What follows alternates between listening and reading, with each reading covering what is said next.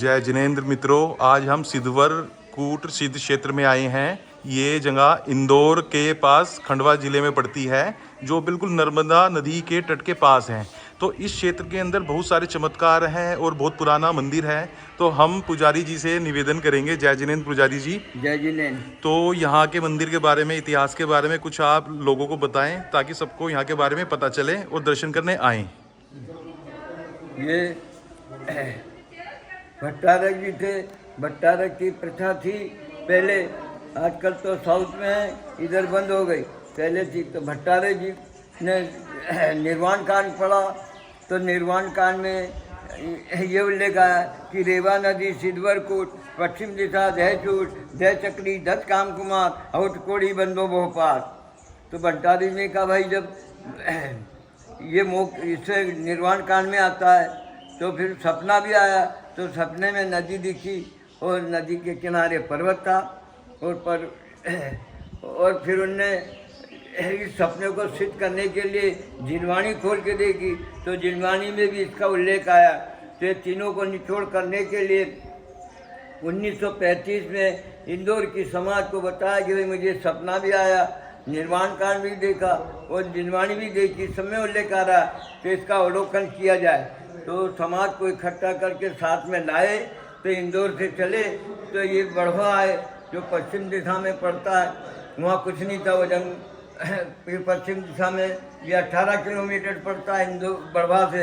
फिर इस जंगल में आए। इस जंगल में आदिवासियों की ज़मीन थी और ये जिस धरती पर खड़े हुआ ये पर्वत था। इस पर्वत पर खड़े होकर जब इनने इसका अवलोकन किया भट्टारक जी ने, तो उधर तो नर्मदा बह रही जो 500 एकड़ बांध बन गया और यूँ मुड़ी है, वो कावेरी हिंदुओं में बोलते हैं और अपने जैन गजट में से रेवा माना। तो इस पहाड़ी के नदी के इधर ये पहाड़ था, जिस जमीन पर आप खड़े हो ये पहाड़ था। इस पहाड़ को खोदा गया, इसमें जिनालय निकला। इस जिनालय में 4 प्रतिमा प्राप्त हुई। तो उनका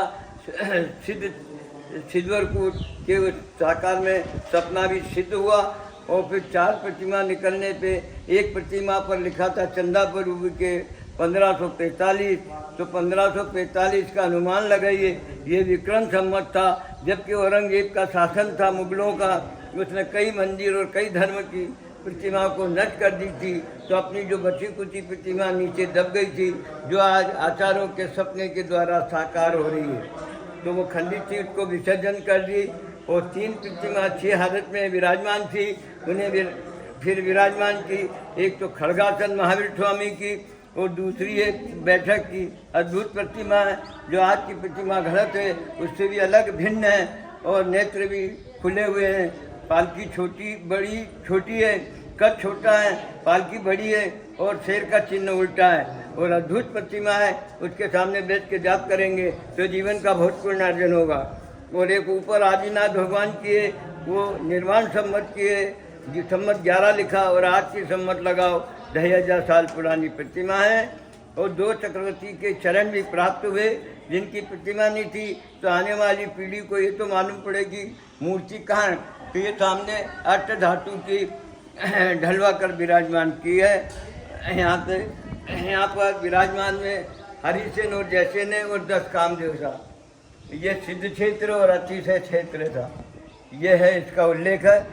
और आपको और ये इसका इतिहास भी लिखा हुआ है, आप पढ़ लीजिए और इतिहास की फोटो ले लो, इससे आपको पूरा अवलोकन हो जाएगा इनके द्वारा। मैंने आपको परिचय तो दे दिया, बाकी ये भी परिचय है, क्योंकि ये अंदर 18 किलोमीटर अंदर है, इसलिए यहाँ गवर्नमेंट की कोई गाड़ी नहीं चलती है। ये तो अपनी खुद की गाड़ी से आओ तो दर्शन होते हैं, और नहीं तो फिर बड़वा से गाड़ी टेम्पो मिलते, उससे आप दर्शन कर सकते हो। बहुत अच्छा पुजारी जी, आपने सभी भक्तों को बहुत अच्छे से समझाया और हम कोशिश करेंगे ज़्यादा से ज़्यादा सिद्धवर क्षेत्र की, जो ये सिद्धवर कूट के नाम से जाना जाता है, तो इसके बड़वासा 18 किलोमीटर जंगल में पड़ता है। नर्मदा नदी के पास है, बिल्कुल मध्य प्रदेश स्टेट के अंदर है। इंदौर से लगभग 70-80 किलोमीटर की दूरी पे है ये। 80 किलोमीटर 80 किलोमीटर की दूरी पे है ये। अभी मैं आप सभी को यहाँ का मंदिर जी के दर्शन कराऊंगा। सभी को मेरा जय जिनेंद्र। ये महावीर स्वामी भगवान जी की प्रतिमा है खड़गासन में। सभी आप इनका दर्शन कीजिए।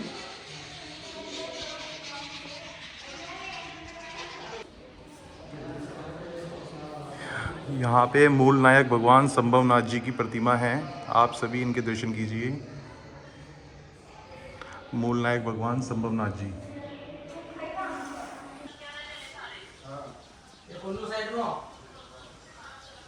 ये महावीर भगवान जी की प्रतिमा है। आप सभी दर्शन कीजिए। ये प्रतिमा जी भी बहुत अद्भुत है। यह प्रतिमा प्रतिमा जी बहुत को भी अद्भुत है। देखिएगा। इस प्रतिमा जी को आप देखिएगा। इस प्रतिमा जी के कान एकदम छोटे छोटे, नेत्र हैं पूरे खुले हुए हैं, चरण पादुका है बड़े हैं, हाथों हैं छोटे छोटे, शेर का चिन्ह है, इसका मुंह इस तरफ है। हमेशा महाविष्णु प्रतिमा में शेर का चिन्ह का मुंह इस तरफ होता है। इस प्रतिमा जी में शेर का चिन्ह का मुंह भी इस तरफ है। इस प्रतिमा जी को अच्छे से और ध्यान लगा के देखोगे तो आपको दो कलर में भी दिखेगी, एक ग्रीन कलर में, एक ब्लैक कलर में। ये चतुर्थ काल की प्रतिमा है। जब औरंगजेब जमाने का समय था, जब मुगल लोगों का शासन था, उन लोगों ने अपना जैन धर्म और हिंदुइज्म नष्ट कर दिया था। ये उस समय की प्रतिमा जी है। इस प्रतिमा जी का कोई इतिहास भी नहीं लिखा हुआ है। यानी संवत 1935 में तो प्राप्त हुई थी, और उसके पहले कितनी पुरानी प्रतिमा जी है। इस वजह ना कोई इतिहास लेख कुछ नहीं लिखा हुआ। ये चतुर्थ काल की प्रतिमा जी है महावीर स्वामी की, और बिना पॉलिश की प्रतिमा जी। जैसे आप इसके पास में देख रहे हो आदिनाथ भगवान जी की प्रतिमा जी है, पॉलिश वाली है। इसके पास में इस तरफ आप देख रहे हो चंद्रपुर भगवान की बगैर पॉलिश की प्रतिमा जी है। ये प्रतिमा जी यहीं पे जमीन में बीच में निकली हुई, यहीं पे इसी जगह पे। आपका नाम क्या है भैया जी? मेरा नाम आनंद जैन है। आनंद जैन जी, बहुत अच्छा, आपने बहुत अच्छे ये से समझाया ऊपर सभी आदिनाथ को। भगवान जी की प्रतिमा जी है। ठीक है। और आदिनाथ भगवान जी की प्रतिमा जी है, वो भी संवत 11 की प्रतिमा जी है। ना संवत 11 और आज का संवत लगाओ 2500 साल पुरानी प्रतिमा जी है। और उसके ठीक पास में सफेद पाषाण में पार्श्वनाथ भगवान जी की प्रतिमा जी है, वो बगैर फंड की है। पार्श्वनाथ भगवान जी अपने वो प्रतिमा जी दर्शन करने लायक सब दूर प्राप्त हो जाएगी, पर बगैर फंड की प्रतिमा जी आपको बहुत कम जगह मिलेगी। और सफेद पाषाण में तो बहुत कम जगह मिलेगी। जहाँ भी अपन दर्शन करेंगे काले पाषाण में आपको पार्श्वनाथ भगवान जी की प्रतिमा जी प्राप्त होगी। सफेद पाषाण में बहुत कम जगह मिलेगी। जय जिनेन्द्र साहब। एक प्रतिमा जी ये है आदिनाथ भगवान जी की प्रतिमा।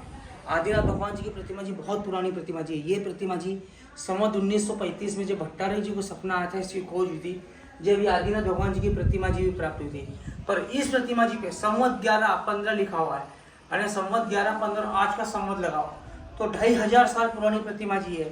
इस प्रतिमा जी को अच्छे से ध्यान लगा के देखो, बिना पॉलिसी प्रतिमा। इस प्रतिमा जी में सूखे कपड़े से, गीले कपड़े से अपन मार्जिन करते हैं कि इस प्रतिमा जी में चमक आ जाती है। इतनी अद्भुत प्रतिमा जी है। और उसके ठीक पास में पार्श्वनाथ भगवान जी की प्रतिमा जी देख रहे हो, ये बगैर फंड की प्रतिमा जी है। पार्श्वनाथ भगवान जी की प्रतिमा जी तो आपको दर्शन करने लायक सब दूर मिल जाएगी, पर बगैर फंड की प्रतिमा जी आपको सफेद पाषाण में बहुत कम जगह आपको दर्शन करने लायक प्राप्त होगी। और सिद्धौरपुर में विराजमान है। इस तरह देखिए पार्श्वनाथ भगवान जी की प्रतिमा जी फन वाली है। इसी बगैर फंड की प्रतिमा जी जहाँ मूलनायक कहलाते हैं वहीं पे फन वाली आपको मिलेगी प्रतिमा जी। ये बगैर फंड की प्रतिमा जी। ये है चरण पादुका। यहाँ से 2 चक्रवर्ती 10 कामदेव और 3.5 करोड़ मुनि मोक्षक है। ये सिद्ध भूमि है और अतिशय भूमि है। ये चरण पादुका देखिए कितने पुराने चरण पादुका है। ये यहीं पे जमीन में से इस तरफ निकले, फिर उसके बाद में ये विराजमान किए हैं और निकले हुए हैं। अपन निर्माण कांड बोलते हैं। और यहीं से आपको ओंकारेश्वर नदी है। ओंकारेश्वर यहाँ से आपको पड़ेगा 3 किलोमीटर। डैम पे से और नाव से भी जा सकते हो, पर डैम पे से जाने की परमिशन नहीं है। अपन निर्माण कांड बोलते हैं 2 चक्री 10 काम कुमार उड कोड़ी बंदो जो 5 रेवा नदी सिद्धवर कुट पश्चिम दिशा दे जहाँ चोट। उस तरफ आप जाओगे तो रेवा तटा आपको आ जाएगा, और इस तरफ है तो अपना सिद्धौरपुर बना हुआ है। ये 10 कामदेव के चरण पादुका।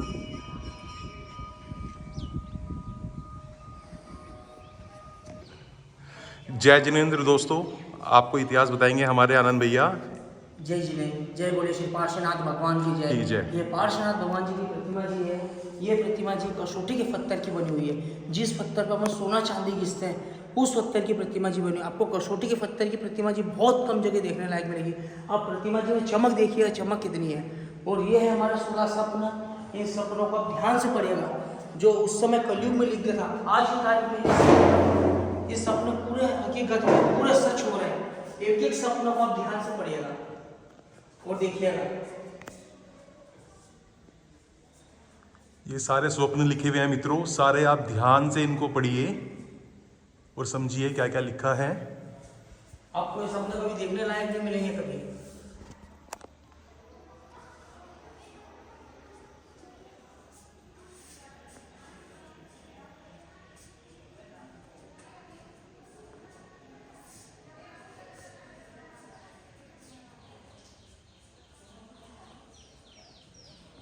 ये है